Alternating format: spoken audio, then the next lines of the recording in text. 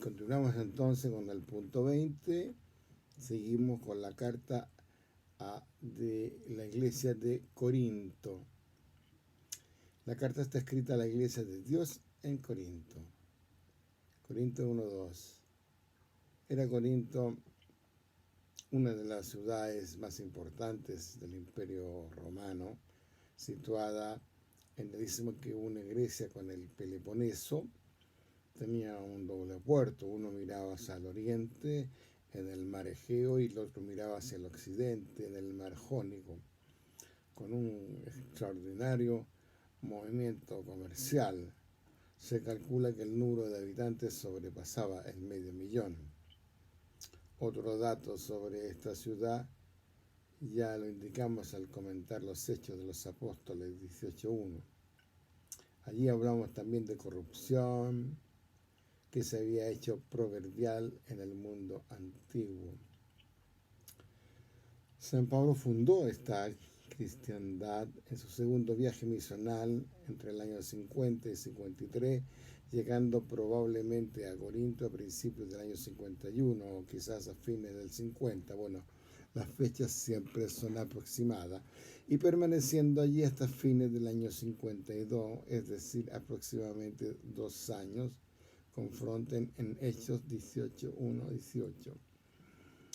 De las vicisitudes de esta fundación habla Lucas en Hechos 18:1-18. Parece que el apóstol sufrió allí muchos sinsabores y persecuciones, tales como el mismo Jesús apareciéndosele en una visión hubo de animarle diciendo: no temas, si no hablas y no calles, no estoy contigo, y nadie se atreverá a hacerte mal, porque tengo yo en esta ciudad un pueblo numeroso. Hechos 18:9-10. De hecho, la comunidad cristiana de Corinto, con grupos también fuera de la capital, debió ser bastante numerosa entre las fundadas por el apóstol, a juzgar por los datos que el mismo apóstol suministra en sus 2 cartas. Parece que predominaba completamente el elemento gentil sobre el judío. Confróntese 1 Corintios 12:2, también Hechos 18:6-8. Y en su inmensa mayoría los convertidos eran de condición humilde, aunque no faltasen algunos con buena posición económica. 1 Corintios 1:16. Al año más o menos de haber dejado a San Pablo a Corintios, llegó allí Apolo, que es un judío alejandrino muy versado en Sagradas Escrituras, que continuó la evangelización comenzada por Pablo. Esto lo relatamos en Hechos 18, 27, 28. Algún tiempo después, no podemos concretar cuándo, regresó a Efeso cuando se juntó con Pablo, según 1 Corintios 16:12. Es probable que a no mucha distancia de Apolo llegasen también a Corintios otros evangelizadores judíos y palestinos que se habían convertido a la fe, pero cuya ortodoxia doctrinal dejaba mucho que desear. San Pablo se encara directamente con ellos en los 4 últimos capítulos de la segunda carta a los Corintios, llamándoles falsos profetas, obreros engañosos, que se disfrazan de apóstoles de Cristo. Confróntalo en 2 Corintios 11:13. No está claro, sin embargo, si estos falsos apóstoles de procedencia judía, que atacaban descaradamente la persona de Pablo y sus títulos de apóstol. 2 Corintios 10:9. 2 Corintios 11:5-7. 12:11-13. Habían llegado a Corinto antes ya de escribir el apóstol su primera carta a los Corintios. Damos como probable que sí, y que ellos han de atribuirse no poca parte de los abusos y divisiones entre los fieles que San Pablo trata de corregir. Eso no impide que su acción fuese en un principio menos virulenta contra Pablo que después. Bien. Sabemos que San Pablo escribe esta carta estando en Efeso, donde piensa permanecer hasta Pentecostés, para luego ir a Corintios a través de Macedonia, 1 Corintios 16:5. Estos datos son definitivos. Evidentemente nos hallamos en el tercer viaje misional del apóstol, años 53-58, y concretamente durante la estancia en Efeso. Confrontas Hechos 19:1-40, que se prolongó cerca de 3 años. En ningún otro momento de la vida del apóstol podría encuadrarse. Todo hace suponer además que era ya al final de su estancia en aquella ciudad. Esto pide la expresión me quedaré hasta Pentecostés. Léalo en 1 Corintios 6:8. Y eso deja entrever los datos de que Apolo ha vuelto ya de Corintios y de que el apóstol manda saludos a la iglesia de Asia, 1 Corintios 16-19, cosa que supone que llevaba ya allí largo tiempo de evangelización, relato que ya vimos en Hechos de los Apóstoles 19:10. Sería pues el año 57. La fiesta de Pentecostés, que el apóstol toma como punto de referencia, debía estar cerca. Es probable que nos hallemos en plenas fiestas pascuales, con lo que adquiere más naturalidad imágenes tomadas de dichas ceremonias con que el apóstol describe a los corintios nuestra renovación espiritual. 1 Corintios 5:7. También el lenguaje con que los exhorta a renunciarse a sí mismo, tomándolo de la vida deportiva, sí, la vida deportiva. 1 Corintios 9:24. Adquiere más vida si suponemos que la carta está escrita por fechas de primavera, cuando la ciudad de Corintios se le estaba pendiente de los juegos ísmicos que se llamaban, que allí se celebraban. La ocasión de la carta puede determinarse con bastante facilidad. Noticias no todo del buenas sobre la comunidad cristiana de Corinto. Recibe el apóstol. Le habla de abusos que es necesario corregir y dudas a lo que es preciso responder. ¿Qué le dio esas noticias? Sabemos que la comunicación entre Efeso y Corintios, ciudades entre sí muy próximas y de gran movimiento comercial, era constante. Es obvio pues suponer que el apóstol ya desde el principio de su estancia en Éfeso tenía noticias por uno u otro conducto de la iglesia de Corinto. También pudo informarle a Apolo que había regresado ya de Corintios, 16:12.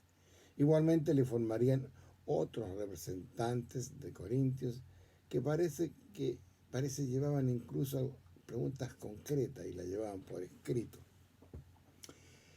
Estos sin duda otros no nombrados dan a Pablo noticia que le producen una serie de inquietud existencia de facciones o partidos dentro de la comunidad, pleito ante los tribunales paganos, Corintios 6:1, demasiada libertad de las mujeres en las asambleas litúrgicas, conducta poco caritativa de algunos en la celebración de la Cena del Señor. Le enteraron también de ciertas dudas y disputas tocantes a puntos doctrinales, tales como el matrimonio, virginidad. Confróntese Corintios 7:1, 1:7:1, carnes inmoladas, los ídolos, 8:1, uso de los carismas, 12:1, resurrección de los muertos, todos puntos, abusos y dudas de lo que Pablo va tratando en su carta.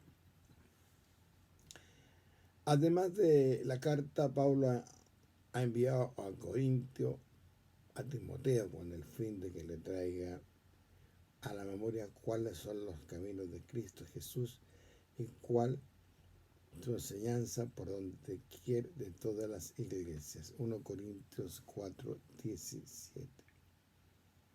No está claro si esta ida de Timoteo a Corintio fue decidida por el apóstol antes de que pensara en escribirle la carta, cuya ocasión inmediata ya había sido llegada de Estéfana y sus dos compañeros con preguntas concretas de parte de los corintios.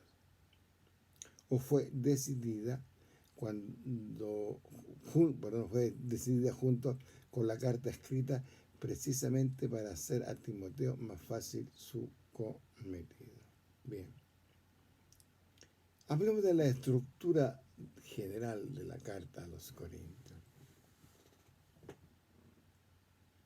Se ve claro después de lo dicho que la carta primera a los Corintios no es una carta de tesis como son la carta a los romanos, que comentamos antes, o la carta a los gálatas. Los temas tocados por San Pablo son múltiples y sumamente variados, abusos de muy diversa índole que trata de corregir, puntos doctrinales que trata de aclarar. El tono empleado es de un padre ofendido que busca hacer tomar a sus hijos al recto camino, valiéndose de todos los medios de su alcance, usando a veces un tono severo, también cariñoso, según sea el caso. Voy a dar a continuación, si quieren tomar nota, el plan general de la carta a los Corintios. Partimos con la introducción del 1:19, saludo epistolar 1:13 y acción de gracias 1:4-9. Bien. Primer tema importante de esta carta, corrección de los abusos. 1:16-20. Los partidos y divisiones entre los fieles. 1:10-4-21. El caso de los incestuosos. 5:1-13. Los pleitos ante los tribunales paganos. 6:1-11. El pecado de la fornicación. 6:12-20. Un segundo tema importante, respuesta a las consultas a los corintios. 7:1-15-58. Matrimonio y virginidad. 7:1-40. Carnes sacrificadas a los ídolos. 8:11-1.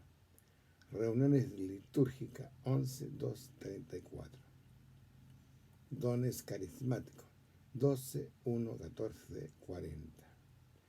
Resurrección de los muertos. 15:1-58. El epílogo 16:1-24. Colecta 16:1-14. Planes de viaje 16:15-12. Exhortaciones y saludo final 16:13-24.